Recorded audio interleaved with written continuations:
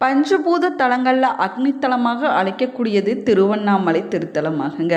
இங்கு நம்ம ஒரு முறையாவது கிரிவலம் வர வேணுங்க. இப்படி நம்ம வருவதனால நம்முடைய வாழ்க்கையில் செஞ்ச பாவங்கள் அனைத்துமே விலகி விடுங்க. அது மட்டும் இல்லாமல் புண்ணியம் நமக்கு கிடைக்கும் அப்படின்னு சொல்லப்படுது. ஒவ்வொரு மாதமும் திருவண்ணாமலையில் கிரிவலம் போவதற்கான நேரத்தை கோவில் நிர்வாகமானது அறிவிச்சிட்டு வருதுங்க. அந்த வகையில் ஐப்பசி மாதத்தில் வரக்கூடிய அன்னாபிஷேக நாளில் பௌர்ணமி கிரிவல வழிபாடு செல்வதனால நமக்கு என்ன மாதிரியான பலன்கள் கிடைக்க போகிறது என்பதை பற்றிய சுவாரஸ்யமான தகவல்களை தெரிஞ்சுக்கலாம். வீடியோவை ஸ்கிப் பண்ணாமல் முழுச பாருங்கள். நம்ம சேனலை இப்போ தான் ஃபர்ஸ்ட் டைம் பார்க்குறீங்க அப்படின்னா நம்ம சேனலை இன்னும் சப்ஸ்கிரைப் பண்ணலைன்னா சப்ஸ்கிரைப் பண்ணிக்கோங்க.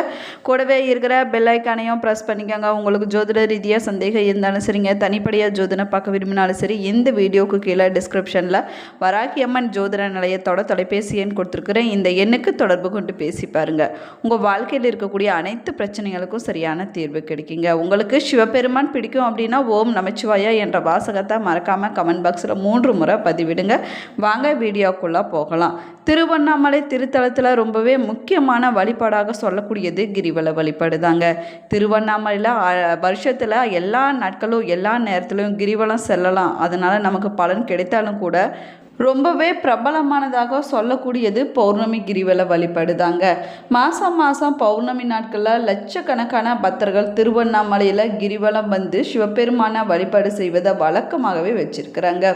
இப்படி ஒவ்வொரு மாதமும் திருவண்ணாமலையில் பௌர்ணமி நாளில் கிரிவலம் செல்வதற்கு நாள் மற்றும் நேரத்தை கோவில் நிர்வாகமானது அறிவிச்சிட்டு வருதுங்க. அந்த வகையில் இந்த வருஷம் நவம்பர் மாதத்தில் நவம்பர் 5ஆம் தேதி புதன்கிழமை அன்னைக்கு பௌர்ணமியானது வந்திருக்குது. இது சிவ வழிபாட்டிற்கு ரொம்பவே ஏற்ற நாள் அப்படின்னு சொல்லப்படுது. மேலுமே சிவபெருமானுக்கு வருஷத்துல ஒரு முறை அன்னாபிஷேகம் நடைபெறும் ஐப்பசி மாத பௌர்ணமி என்பது கூடுதல் சிறப்பு வாய்ந்ததாக சொல்லப்படுதுங்க. அஸ்வினி நட்சத்திரமும் பரணி நட்சத்திரமும் சேர்ந்து வரக்கூடிய நாளில் ஐப்பசி பௌர்ணமி வந்திருப்பது தனிச்சிறப்புக்குரிய விஷயமாகவும் சொல்லப்படுது. மேலுமே அஸ்வினி நட்சத்திரத்துக்குரிய தெய்வம் சரஸ்வதி தேவி ஆவாங்க. பரணி நட்சத்திரத்துக்குரிய தெய்வம் யம தர்மராஜர் ஆவாங்க. பரணி நட்சத்திரத்துக்குரிய கிரகம் சுக்கிர பகவான் ஆவார். பொதுவாகவே புதன்கிழமையில் திருவண்ணாமலையில் கிரிவலம் போவதனால கல்வியில் நல்ல தேர்ச்சி அடைய முடியுங்க. அது மட்டும் இல்லாமல் கலைகளிலும் நல்ல தேர்ச்சி அடைய முடியும். அதே போல் நமக்கு முத்தி நிலையானதே கிடைக்கும் அப்படின்னு சொல்லப்படுது. அதுவும் புதன்கிழமையில் வரக்கூடிய பௌர்ணமியில் மகாலட்சுமியும் புதன் பகவானையும் நம்ம வழிபட்டோம்னா நம்ம செஞ்சுட்டு வரக்கூடிய வியாபாரத்தில் நல்ல லாபம் கிடைக்குங்க. தொழிலில் வெற்றி கிடைக்கும். நம்மளுடைய பேச்சு திறமையானது அதிகரிக்கும். நவம்பர் மாதத்தில் வரக்கூடிய ஐப்பசி பௌர்ணமியில் இத்தனை சிறப்புகள் சேர்ந்து வரக்கூடிய நாளில் நம்ம திருவண்ணாமலையில் கிரிவலம் செல்வது மிக உயர்ந்த பலன்களை நமக்கு கொடுக்குங்க. நவம்பர் 4ஆம் தேதி இரவு 9:43 மணிக்கு தொடங்கி நவம்பர் 5ஆம் தேதி இரவு 7:27 மணி வரைக்கும் பௌர்ணமி திதியானது இருக்குதுங்க. இருந்தாலும் நவம்பர் 4ஆம் தேதி இரவு 10:36 மணிக்கு தொடங்கி நவம்பர் 5ஆம் தேதி மாலை 6:48 மணி வரை திருவண்ணாமலையில் கிரிவலம் செல்லலாம் அப்படின்னு சொல்லப்பட்டிருக்குதுங்க. இந்த நேரத்தில் பௌர்ணமி கிரிவலம் செல்வது ரொம்ப சிறப்பானதாகவும் சொல்லப்படுது. ஐப்பசி மாத பௌர்ணமி நாளில் திருவண்ணாமலையில் லட்சக்கணக்கான பக்தர்கள் விடிய கிரிவலம் வந்திருக்கிறாங்க. திருவண்ணாமலை அண்ணாமலையார் கோவிலுக்கு தினந்தோறும் பக்தர்கள் வருகை தராங்க அப்படின்னு சொன்னாலும் கூட பௌர்ணமி கார்த்திகை தீபம் போன்ற விசேஷ நாட்களில் லட்சக்கணக்கான பக்தர்கள் வந்து சாமி தரிசனம் செஞ்சுட்டு போகிறாங்க.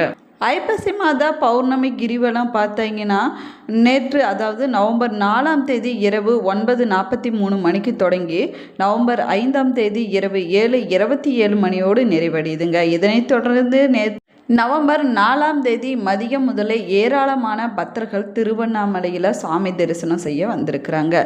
அஸ்வினி நட்சத்திரத்தில் அன்னாபிஷேகம் நடைபெறுவதால் ஏராளமான பக்தர்கள் கோவிலில் நீண்ட வரிசையில் காத்திருந்து அன்னாபிஷேகத்தில் அண்ணாமலையாரை தரிசனம் செஞ்சுருக்கிறாங்க. வழக்கமாக பார்த்தீங்கன்னா ஐப்பசி பௌர்ணமியும் பரணி நட்சத்திரமும் சேர்ந்து வரக்கூடிய நாளில் தான் ஈசனுடைய லிங்க திருமேனிக்கு அன்னாபிஷேகமானது நடைபெறுங்க. அந்த வகையில் இந்த வருஷம் நவம்பர் 5ஆம் தேதி மாலையிலேயே அனைத்து சிவன் கோவில்களிலுமே அன்னாபிஷேகமானது நடைபெற்றிருக்குது. இந்த சமயத்தில் திருவண்ணாமலையில் கிரிவலம் வந்து அஷ்டலிங்கங்களையும் தரிசித்து அண்ணாமலையாரையும் தரிசித்தோம்னா எப்படிப்பட்ட பாவமாக இருந்தாலும் நம்மளுடைய பாவங்கள் அனைத்துமே தீர்ந்து விடுங்க. அது மட்டும் இல்லாமல் முத்தி நிலையானது கிடைக்கும் அப்படின்னும் சொல்லப்படுது. மேலுமே அன்னத்திற்கு எந்த ஒரு குறையுமே ஏற்படாதுங்க. அது மட்டும் இல்லாமல் கோடி லிங்கங்களை தரிசித்த பலனும் பௌர்ணமி கிரிவலம் வந்த பலனும் ஒரே சமயத்தில் நமக்கு கிடைக்குங்க. மேலுமே சிவனே மலையாக வீற்றிருக்கக்கூடிய திருத்தலமாக சொல்லக்கூடியது திருவண்ணாமலையாகுங்க. திருவண்ணாமலையில் ஐப்பசி அன்னாபிஷேக நாளில் நம்ம கிரிவலம் வருவது சொல்ல முடியாத அளவிற்கு அற்புதமான பலன்களை நமக்கு கொடுக்குங்க.